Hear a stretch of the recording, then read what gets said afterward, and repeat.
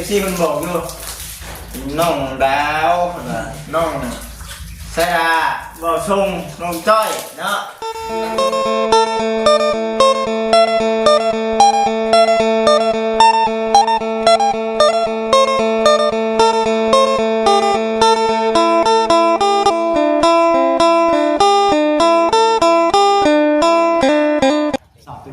พี่น้องเลยเนาะ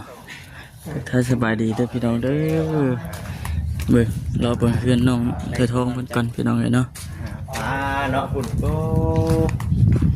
สุดยอดเนาะบ่ครับแม่นเอาโอ้พี่น้องเลยมาต่ออยู่ที่ EP 2เนาะทักทายสบายดี FC มัดสุขุสุคนพี่น้องเลยนี่เนาะปึ๊บมาบ่ครับโอ้มันบ่ธรรมดาเลยนี่ได้หลายเทิบนี่เนาะ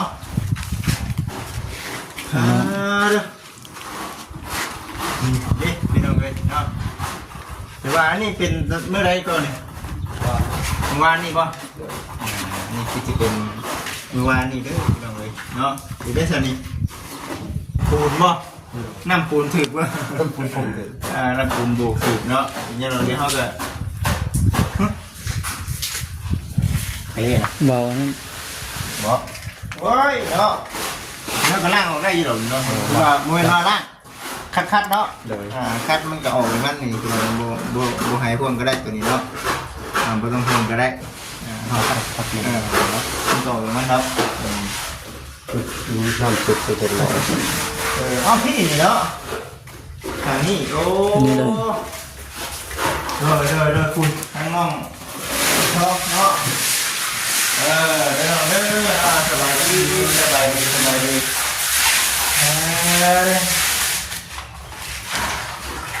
เตรียมพร้อมคัดได้ดีเนาะ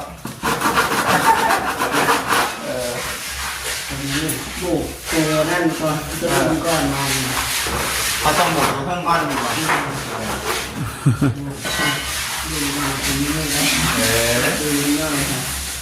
ไปเดี๋ยวให้ช่างคนแก้ไขกันแล้วกันนะเนาะกล้าว่าสิได้บ่นี่นี่ได้นี่บุกเป็นยังบ่เป็นยังน้ำไม่ใช่ได้น้ำไม่ใช่บ่นู่นเป็นน้ำคัดมันคงน้ำปูมันเยอะมันขาดสบายตรงนี้แล้วเนาะแล้วเนาะโอ้ไอ้เรื่องเลยสวยงามอันนี้คือจะเป็นทางภายในเด้อเด้อเนาะเอาทั้งหน้าซองฟ้าเนาะ2 3 4 5 6เนาะ6ฝาเด้อพี่น้องข้างในนี่มี4ข้างนอกมี2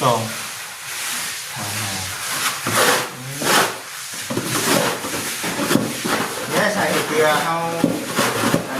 าเทพื้นก่อนเนาะเวลาเขาเอาปูนเลยว่าสบายที่มันตกมาเขาขี้เอาสามารถไปที่นี่ก็ได้เนาะ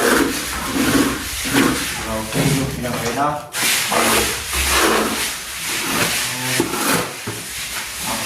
จะคนพอเห็นบุกโอ้เนาะคนเป็นอย่างเนี้ยเนาะน้องดาวผมป่ะดาวมาซอยนั่นเองเนาะไปสุดมาแล้วกันเอาเงินขันก้อนกินเอาไปโอ้ยุ่งตรงนี้มีเนาะไง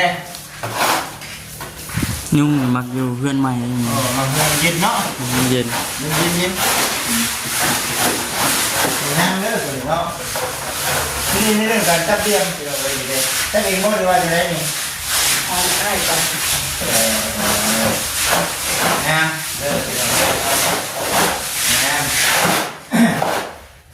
ส่งมาสบายดีเด้อส่งเด้อเรา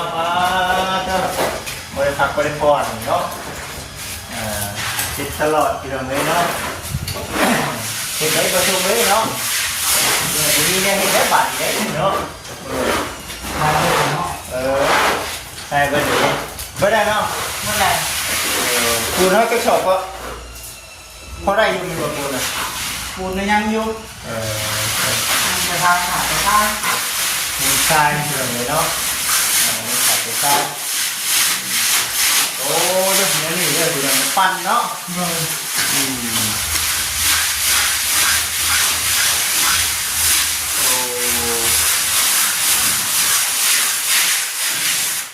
ขั้นให้มันเพียงกันเลยคือเลยหลังจากว่าขั้นเพียงกันได้เอานั่นใช่ไหมบอก ห้องน้ำบ่ ฟองน้ำบ่มันเนียนนะคือเลย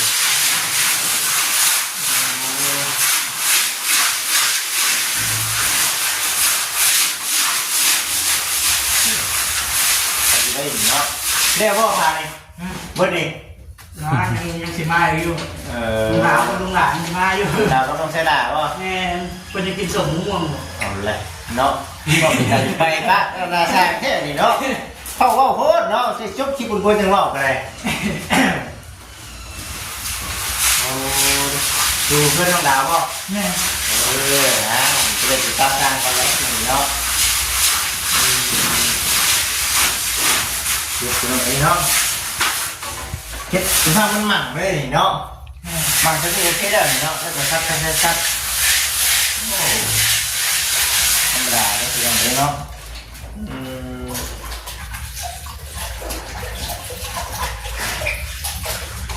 มีการเป็นเลยเนาะ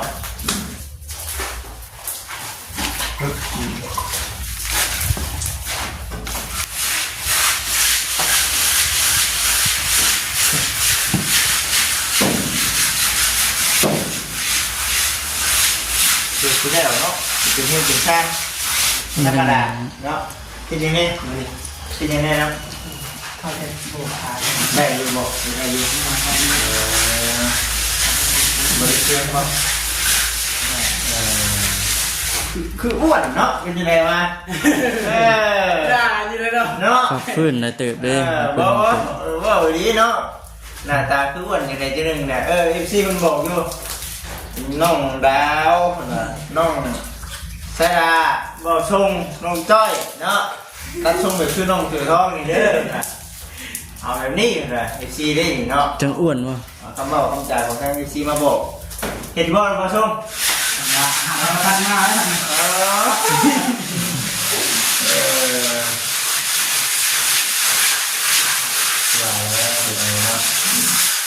เราไปนั่งห้องผมแข่งบ่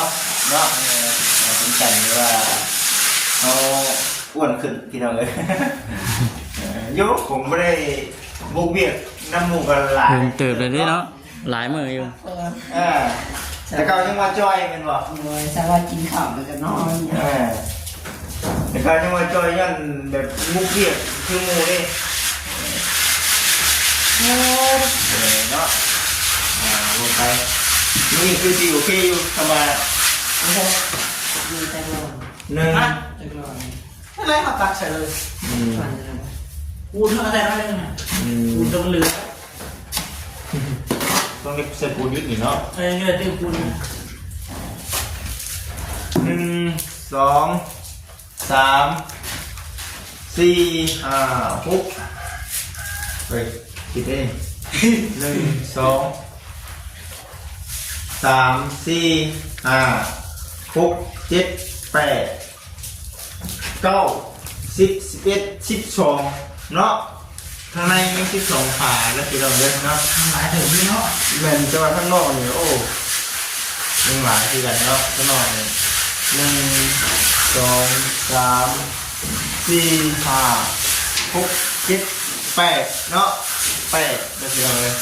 4 9ขาเพิ่งเงินบอก12เนาะแล้วเมนูข้าวเนาะโอ้ยซาฝาคุณได้พี่น้องเล็กเนาะปูนนี่เท่ากับหมูก็กับข้าวเป็นเบิ้ลคนแหละพี่น้องเล็กเนาะเขาเป็นในเบิ้ลอย่างที่ไทยที่ดีคนปูนเนาะไปเบรกมาเต้บ้านน้องใช่หลานคนเลยเป็นบอกแม่บอกมาที่เนาะ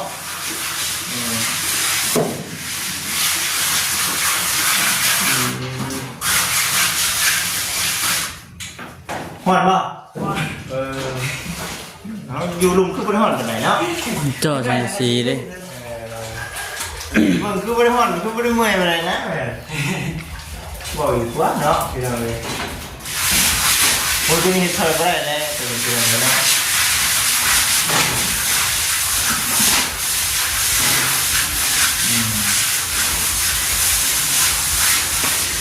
นี่ก็ชิคกี้นี่เนาะ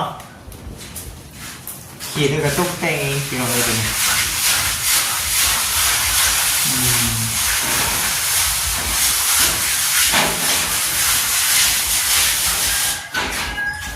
ต้องเป็นลายคนปั้นแน่นี่เนาะจังไว้แน่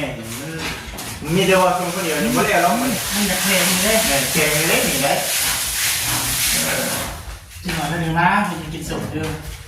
ไม่เนาะจิชมเวอร์เด้อเนาะ เจ็บท้องนะติ จิท่องไร ไม่เขาอ่านว่าเป็นจะเล่าไปเอาม่วงมาได้อย่างนี้ได้ไหม ประจองม่วงว่า เนี่ยไปเอาม่วงเรื่องนี้จับเลย เราพูดให้มันดินไปทำได้เนาะ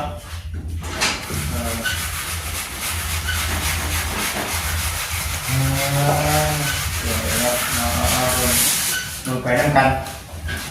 ชาวพุทธปริมาบ่เนี่ย เจ้าก็เห็นนะ เนาะ คือจะเป็นปริมาณ นี่เป็นตากะโลบ้านน้องนานาใช่ล่ะคือมาบ้านนี้นี่เนาะก็คือห้องน้ำเนาะว่ายังการตัดอารมณ์ที่เนาะท่านได้พบขาดของทางบ้านน้องเสนาเป็นงั้นแต่ว่ามาบุกพี่ก้อนมาสั่นใช่นะถ้าจะคนมาเมื่อนั้นนะเบิ้ลแล้วคือเราเป็นอย่างนี้เนาะเบิ้ลแล้ว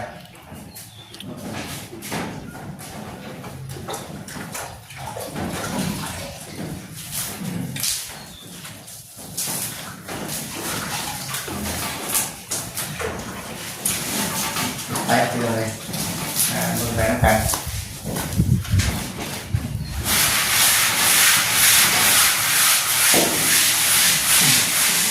ได้จะยืนบึ้งได้บนจินเนาะ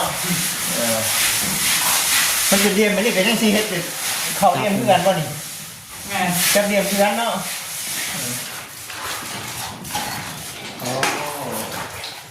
เอาบึ้งไปน้ำกันเด้อพี่น้องเด้อได้เนาะคือเพราะว่าอันนี้ให้อะไรเป็นขึ้นได้เนาะเห็นป่ะไปกินได้เลย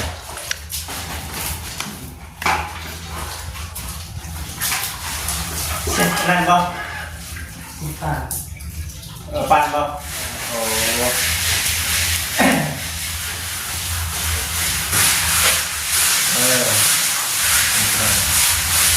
เป็นคนแรกได้ป่ะวะ เฮ้ย เดี๋ยวนี้มันเป็นคนแรกเลยไปนะครับ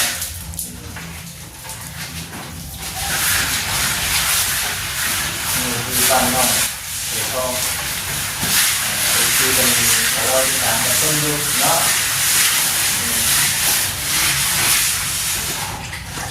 ของมีอย่างเนาะ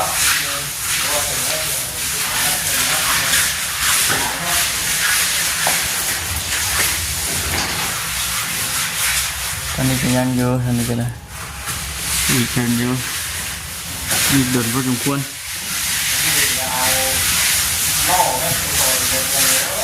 เนาะ ฮะ ตัวที่จนนึ่งว่ะเราไม่กันแล้วไปมาทางด้านมันก็ที่ให้แล้วคิดเลย มาเรื่อยพูดดิ มันอยู่เป็นตาจะมาจอดอยู่เพราะท่านบอกว่าไปจอดก็ดีก็ดีแล้วเนาะ เรื่องสอดรู้เลยเนาะ นี่เขาน้อง ห้องแก้ของนักเลยมันอะไรหรอ เขาน้องด่าว่าเลย แก้ของนักเลยมันเอาไปดูด้วยสิเราเองผมไม่มั่นใจเลยดิแต่ว่าราคาถือคือเราจ้างให้ไอ้เปลี่ยนถึงแล้ว นะครับเฮ้ย คนสองคนเอาไป16,000เนาะเอากระทะใหม่เลยกระทะทั้งสองตีนเลยมันต้อง มาชิมได้กันเนาะ โอ้นึงอยู่đấy แม่ ว้าว 16,000อันน่ะ ข้างนึง สองตีน คู่นึง คู่หนึ่งแต่คู่หนึ่งเท่าไหร่ ก็เลยมีบัญชีเนาะเสียบัญชีแห้ง 16โอ้10 ล้าน80,000เนาะ10 ล้านเลยพี่น้องเด้อเนาะหัวกันเนี้ย10,000โอ้ บอกว่านี่เอาไปเนี้ยบอลสูง20,000 บาทเอาไปเนี้ยมันหลาย หลายพุทธิ หลายตื่นเนาะ ล้าน 10 ล้านเหมือนกัน มันตื่นจะเราลากตื่นหมดแล้วเนาะ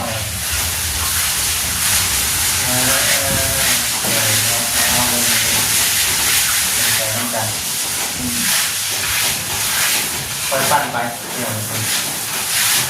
ไปน้ำกัน